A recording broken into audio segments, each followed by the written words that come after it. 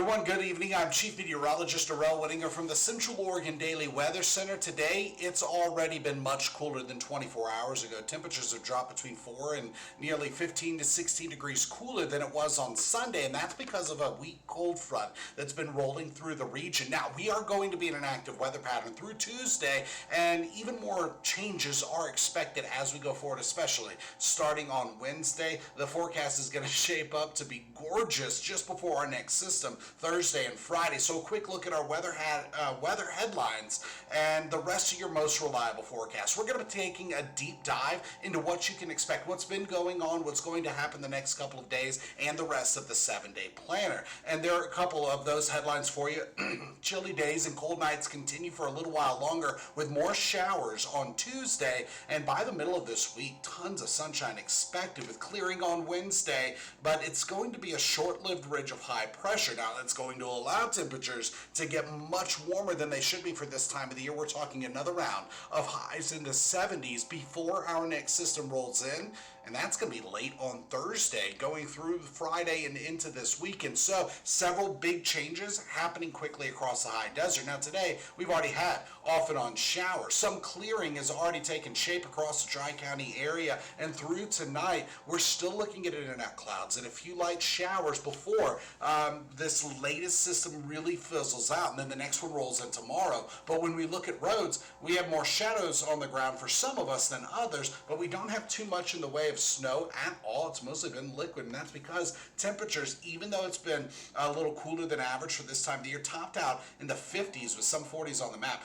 Now, for our Tri-County area, there have been scattered showers, a little bit of snow in the Cascades. We're going to move around the state just a little bit, and as we go through the next couple of days, we're going to see some of this pattern repeat. But looking up toward the northeastern corner of the state, that's where we've had a couple of, actually a cluster of thunderstorms working its way through everywhere from Boardman all the way to Pendleton, even Heppner just a little bit, and closer to LeGrand. So there have been some thunderstorms across the state, just not in our Tri-County area. The first one to spit out a couple of lightning strikes was working its way through Wheeler County. So for the most part, we haven't had any lightning, just some showers across our Tri-County area. And when we look at the bigger picture, what we're actually seeing is all of this is part of a weak cold front. That cold front is already starting to fizzle out, and as it exits the region, it's going to continue to break apart. Further out over the Pacific Ocean, there is another cold front, but just like this one, it's more of a trough, but we are going to see that dip in temperatures once again. So we're not expecting too much in the way of either heavy mountain snow or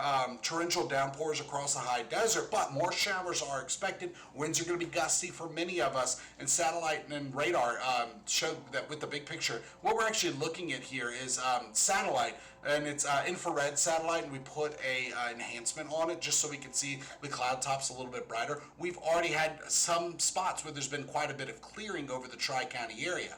Zooming out even further, we can see that low pressure over the Gulf of Alaska, and if you follow my mouse from right around the H of Anchorage, you can see that there's faintly a cold front.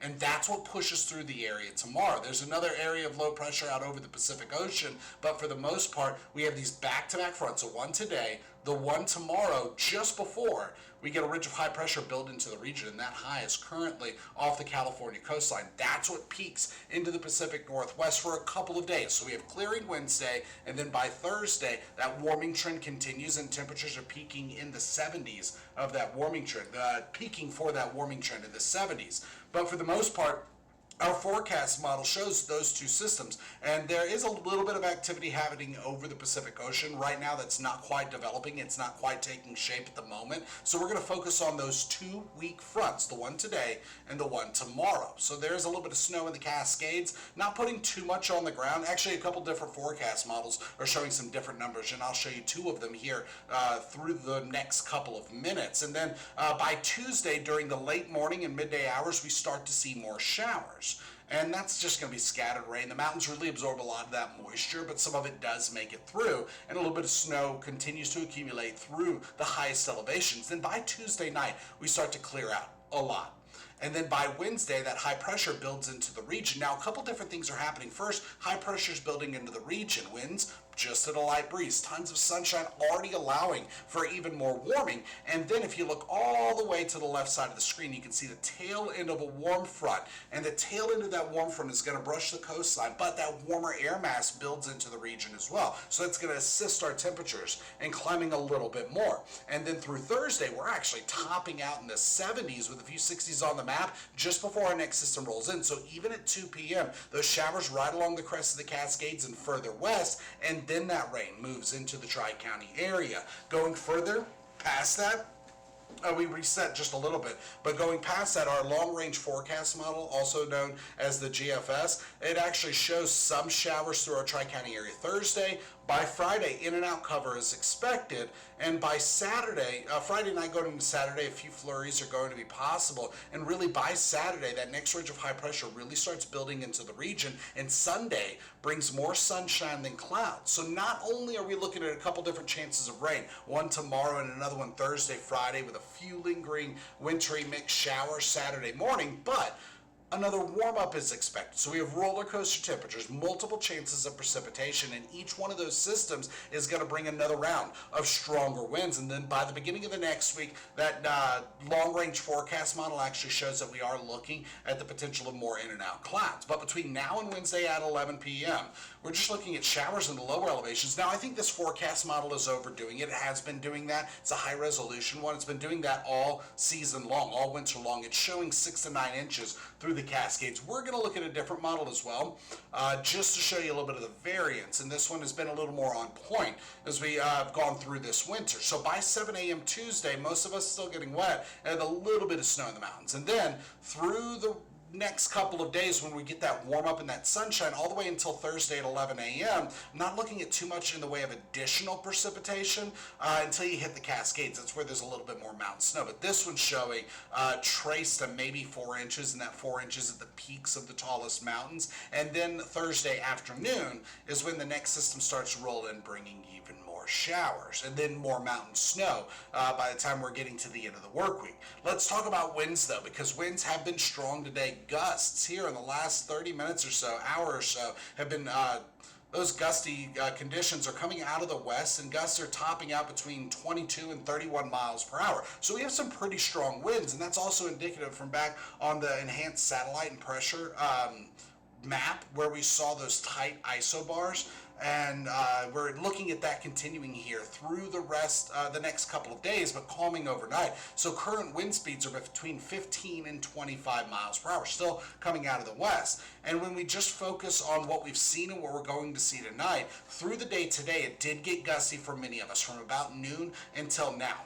And everything to the left of that white line is observed. Everything to the right of it is forecast, and this is just wind speeds, not gusts. So here through tonight, around and after sunset, winds start to taper off, coming down to a light breeze. Still 2 to 12 miles per hour overnight, and by the early morning hours, not really calming down too much, but some of us could get to a gentle breeze. Then through the day on Tuesday, we're still looking at gusty conditions by the afternoon. Remember, that's front number 2 pushing through the high desert. So another round of gusty conditions through the afternoon, getting into the evening Tuesday. And by Tuesday night, we really start to see those winds taper off. And Wednesday, we're expecting a light breeze. Could get up to 5 to 15 miles per hour across the high desert. Now, temperatures. Today we topped, or I should say in the last 24 hours, we've topped out in the 50s with a few 60s. A lot of these are holdovers from yesterday, and here's why. Because currently our temperatures are running between 4 degrees warmer and 16 degrees colder for most of the Tri-County area than we were 24 hours ago. Look at Paulina though, 26 degrees colder than it was this time yesterday. That puts our temperatures solidly in the 50s and 40s across our Tri-County area. So some of those high temperatures were from today, just not all of them. And the next couple of days, we actually see temperatures don't go too far from where they were today by tomorrow, and then we start to warm up. So just looking at the next several days, Tuesday we're looking at highs close to average for this time of the year. Some of us a little below average. We could be looking at a few 40s and a couple of 60s possible. By Wednesday we're well into the 60s. By Thursday into the 70s, and then late Thursday is when that next chance of rain starts to roll into the high desert. Temperatures begin to go back down, but another bump in temperatures is expected later in the 7-day planner. So this is a true transitional season. We are truly into spring because we have so many roller coaster temperatures. More rain than snow is expected. Winds are getting gusty for many of us as each one of these systems pushes through, and we're flirting with mid 70s on some days and then 50s and 40s on other days. So a lot of changes are expected through the next 7 days. First though, tonight 30s and a few 20s out there. Some of us get below freezing, but it's not going to be for everybody. Through Tuesday, we're looking at temperatures topping out in the 50s with a few 60s and 40s possible. Remember, scattered rain starting in the midday hours, winds getting gusty for many of us. And our 7-day planner shows that by Wednesday and Thursday, temperatures start to rebound, getting well above average for this time of the year into the 70s by Thursday, and then that next system knocks us back down to either side of 50 degrees by Saturday. So some 40s are even expected as we go into this weekend, but that cool down doesn't last too long because we are back through the 50s and into the 60s late in the 7-day planner, and by then more dry conditions are expected than showers rolling through the high desert. Now, past this, more precipitation is going to be possible. Also past this, when we look at the days 6 through 10 from the day 6 through 10, just with the Climate Prediction Center, it shows near average temperatures, near normal temperatures, but in parts of the Pacific Northwest it could be cooler than normal. And it also shows that we are going to be drier than normal for this time of the year. So just to recap for you, remember, we're not in a drought anymore. We've been getting plenty of precipitation. We just need to keep this up as we go into the summer months. But our headlines includes chilly temperatures and an even colder night than what we've been seeing. But ultimately we're looking at 30s with some 20s, so we will call it a chilly night with showers continuing through Tuesday, but then we get the clearing Tuesday night. By the midweek, sunshine and warming begins, but remember, this warming trend is not going to last for very long. We're peaking on Thursday and then getting even cooler by the time we're wrapping up the work week. So that is the latest in weather. Join us tonight on Central Oregon Daily News. Well, the latest headlines and your most reliable forecast. We also have a different schedule for tonight. We're going to be on ABC at 5 and 11 like normal, and CBS at 11 like normal, but the evening lineup for CBS is what's changing because of March Madness. So we're going to be on after the finals tonight on CBS. So as soon as they're done with their post game, we'll be on air for you. Join us. We'll see you then.